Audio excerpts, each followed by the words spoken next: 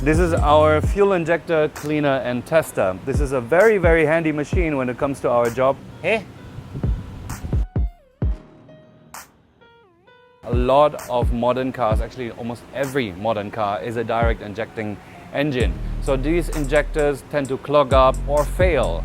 And how do you find out? On a test bench. So what we did right here is we had those high pressure injectors on the test bench and they proved to be fine, not clogged, they all inject the same volume. But the MPIs, the low pressure injectors, they were all different and all over the place. Whenever there is something not clean in the combustion or you see misfires, it always has to be taken into consideration whether an injector might be faulty or dirty.